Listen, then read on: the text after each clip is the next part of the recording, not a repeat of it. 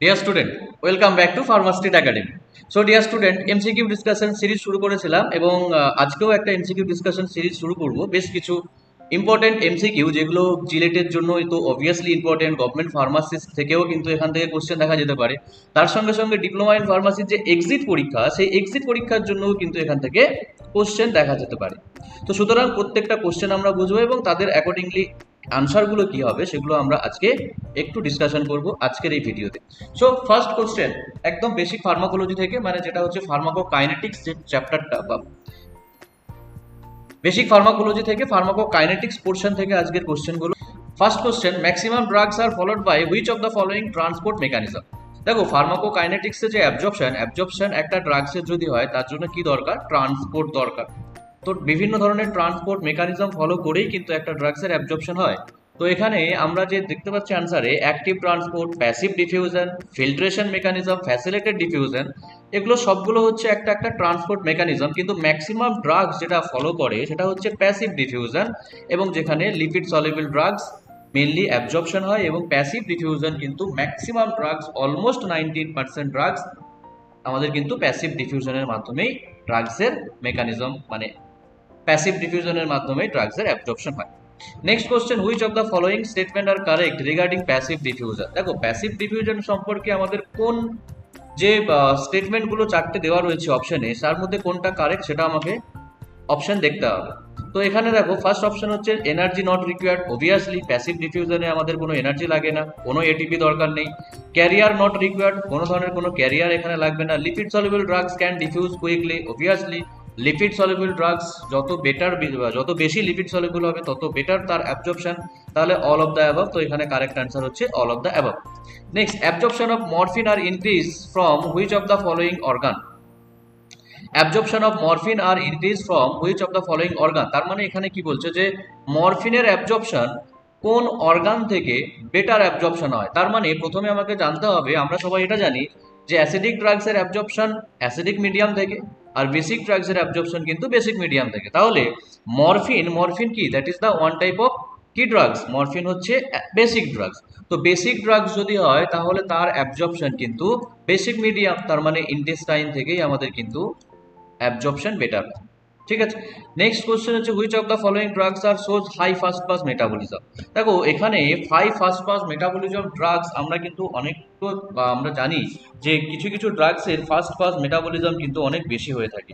যেমন হচ্ছে verapamil, pethidine, এই সমস্ত ড্রাগসের অ্যামিট্রিপটিলিন, এগুলো। তাহলে এখানে অপশনে আমরা দেখতে পাচ্ছি অ্যামিট্রিপটিলিন, অ্যাটেনোল, অ্যামলোডিপিন অ্যান্ড সিটাগ্লিপটিন। তো এইবার এখানের মধ্যে যদি আমরা কম্পেয়ার করি তাহলে সব থেকে ফার্স্ট পাস মেটাবলিজম হচ্ছে আমাদের অ্যামিট্রিপটিলিন, এই ড্রাগসের মেটাবলিজম বেশি। So right answer is the amitriptyline. Next, basic drugs are bind with which type of protein. কিছুক্ষণ আগেই এই কনসেপ্টটা আমি তোমাদের বলেছি যে বেসিক ড্রাগসের অ্যাবজর্পশন কিন্তু সবসময় আমাদের কোথা থেকে হয়, সেটা হচ্ছে আমাদের বেসিক মিডিয়াম থেকে। ওকে। আর বেসিক ড্রাগসের অ্যাবজর্পশন যখন বেসিক মিডিয়াম থেকে হয় তাহলে বেসিক ড্রাগ সবসময় কোন প্রোটিনের সঙ্গে বাইন্ড করে না, আলফা 1 অ্যাসিড গ্লাইকোপ্রোটিনের সঙ্গে বাইন্ড করে, কারণ আমরা জানি যে অ্যাসিডিক ড্রাগস আমাদের অ্যালবুমিনের সঙ্গে বাইন্ড করে। এই কোশ্চেনটা অনেক প্রিভিয়াস ইয়ারের কোশ্চেনে আমি দেখেছি। সো এই কোশ্চেনটা কিন্তু ভেরি ভেরি ইম্পর্টেন্ট একটা কোশ্চেন। ওকে। নেক্সট হচ্ছে অ্যাক্টিভ মেটাবোলাইট ফর্ম অফ ডিজিটক্সিন। দেখো, ডিজিটক্সিনের অ্যাক্টিভ মেটাবোলাইট কি সেটা জিজ্ঞেস করেছে এখানে।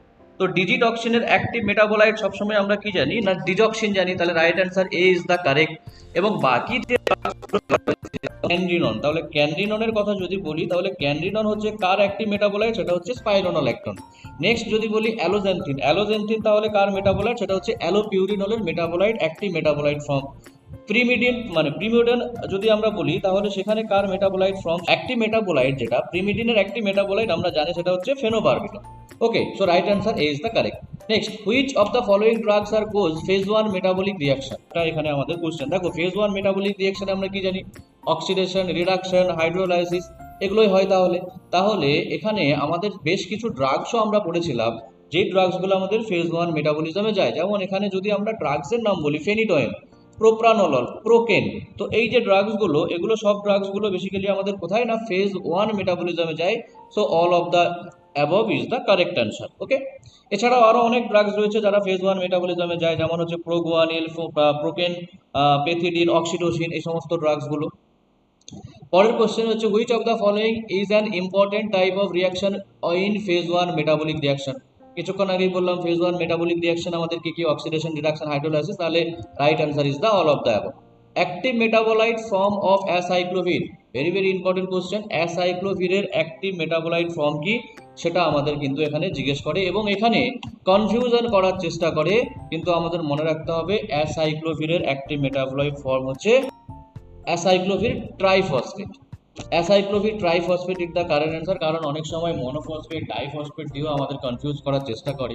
সুতরাং অ্যাসাইক্লোভিরের ক্ষেত্রে সবসময় আমরা মনে রাখবো অ্যাসাইক্লোভির ট্রাইফসফেট।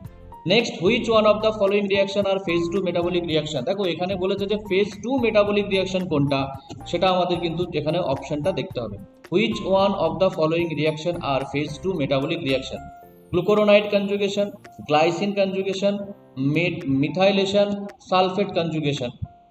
তো এখানে যতগুলো আমাদের ফেজ 2 মেটাবলিক রিয়াকশন এখানে খুঁজে বের করতে বলেছে, তাহলে এখানে আমাদের সবগুলোই কিন্তু ফেজ 2 মেটাবলিক রিয়াকশন আমরা জানি, কারণ ফেজ 1-এ শুধুমাত্র আমাদের কি কি আসে, ফেজ 1-এ আসে অক্সিডেশন, রিডাকশন, হাইড্রোলিসিস, সাইক্লাইজেশন, ডিসাইক্লাইজেশন, এগুলো ছাড়া বাকি সবগুলো হচ্ছে আমাদের ফেজ 2 মেটাবলিক রিয়াকশন। তাহলে এখানে option all of the above is the correct.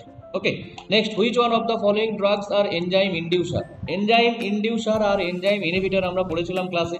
Enzyme inducer, enzyme inhibitor ড্রাগসের মধ্যে এনজাইম ইনডিউসার ড্রাগস কোনগুলো, যেমন হচ্ছে আমাদের যারা এনজাইমকে কি করে আরো বেশি করে স্টিমুলেট করে, অ্যাক্টিভেট করে। তো ফেনোবারবিটন, রিফাম্পিসিন, ফেনিডোইন এগুলো আমরা জানি। তাহলে এখানে আমাদের এনজাইম ইনডিউসার যেমন ডেলটিয়াজম বা আইসোনিয়াজিন, রিফাম্পিসিন, সিমেটিডিন, যে কতগুলো নাম দেওয়া রয়েছে এদের মধ্যে এনজাইম ইনডিউসার ড্রাগস হচ্ছে এখানে হচ্ছে rifampicin is the correct answer, কারণ রিফাম্পিসিন যে হচ্ছে এনজাইম ইনডিউসার, বাকি সমস্ত ড্রাগসগুলো এনজাইম ইনহিবিটর। নেক্সট কোশ্চেন হচ্ছে which of the following drugs are enzyme inhibitor. দেখো এখান থেকে এখানে আবারও এনজাইম ইনহিবিটর থেকে কোশ্চেন এবং এখানে অপশন হচ্ছে itraconazole, diltiazem, ketoconazole, all of the above. তো এখানে দেখো সবগুলোই ইট্রাকোনাজল থেকে শুরু করে আমাদের কিটোকোনাজল, ডেলটিয়াজম, এই সমস্ত ড্রাগসগুলো কিন্তু সবাই আমাদের কি না, এনজাইম ইনহিবিটর। তো all of the above is the correct. Next, which one of the following drugs are metabolized by Hofmann elimination. তো হফম্যান এলিমিনেশনে আমরা দুটো ড্রাগসই পড়েছিলাম এবং দুটো ড্রাগসই আমি ক্লাসে বলেছিলাম, সেটা হচ্ছে অ্যাট্রাকিউরিয়াম আর হচ্ছে সিস অ্যাট্রাকিউরিয়াম, যেগুলো আমাদের স্কেলিটাল মাসল রিল্যাক্সেন্টে কাজ করে। তো অ্যাট্রাকিউরিয়াম, সিস অ্যাট্রাকিউরিয়াম ছাড়া বাকি কিন্তু সমস্ত ড্রাগস আমাদের হফম্যান এলিমিনেশন থেকে মেটাবলিজম হয় না। তো এখানে cis atracurium is the correct answer. Next, which one of the following are the correct statement regarding rate of excretion. দেখো রেট অফ এক্সক্রিয়েশনে আমরা কি জানি, যে রেট অফ ফিল্ট্রেশন যেটা ফিল্টার হচ্ছে সেখান থেকে আমাদের রেট অফ সিক্রেশন যেটা, সেটাকে আমরা প্লাস করব, তার সঙ্গে যেটা আবার রিঅ্যাবজর্ব হয়ে বডিতে রিটার্ন চলে আসে সেটাকে মাইনাস করব। তাহলেই আমার কি হবে না, অ্যাকচুয়াল এক্সক্রিয়েটরি প্রোডাক্ট আমাদের কিন্তু দেখা যাবে। তো এই অ্যাকচুয়াল এক্সক্রিয়েটরি প্রোডাক্টটা আমরা পেতে গেলে তাহলে আমরা এই ইকুয়েশনটাকে ফলো করব, বাকি সমস্তগুলো কিন্তু আমাদের incorrect. Okay, next, which one of the following drugs can cross blood brain barrier. এখানে হচ্ছে ব্লাড ব্রেন ব্যারিয়ারকে ক্রস করতে পারে আমাদের কোন ড্রাগ, সেটা হচ্ছে আমাদের এখানে অপশন দেখতে হবে। যেমন লিভোডোপা অবভিয়াসলি ব্লাড ব্রেন ব্যারিয়ারকে ক্রস করে থাকে, প্রোপ্রানোলল বা ফাইসোস্টিগমিন, এখানে অপশনে বলেছে ফাইসোস্টিগমিন বাট নট নিওস্টিগমিন। আমরা সবাই কি জানি নিওস্টিগমিন হচ্ছে ওয়াটার সলিবল ড্রাগস, তার জন্য এই ব্লাড ব্রেন ব্যারিয়ারকে ক্রস করতে পারে না, কিন্তু ফাইসোস্টিগমিন আমাদের লিপিড সলিবল। তাহলে all of the above is the correct answer. Next এরপরে আজকে এই কোশ্চেনগুলো আমার খুব ইম্পর্টেন্ট, প্রিভিয়াস ইয়ারে বেশ কয়েকবার ঘুরিয়ে ফিরিয়ে কোশ্চেনগুলো দেখা যায়। এর পরের কোশ্চেনগুলো আমরা খুব তাড়াতাড়ি নিয়ে আসবো, এবং যদি ভালো লাগে আজকের ভিডিওতে তাহলে একটা লাইক করে দেবে, শেয়ার করে দেবে, এবং নেক্সট আবার ফার্মাকোডাইনামিক্স থেকে, রিসেপ্টর থেকে কিছু এমসিকিউ কোশ্চেন আমি তোমাদের জন্য অবশ্যই নিয়ে আসবো, যে কোশ্চেনগুলো প্রিভিয়াস বিভিন্ন পরীক্ষার মধ্যে আসে। So thank you so much.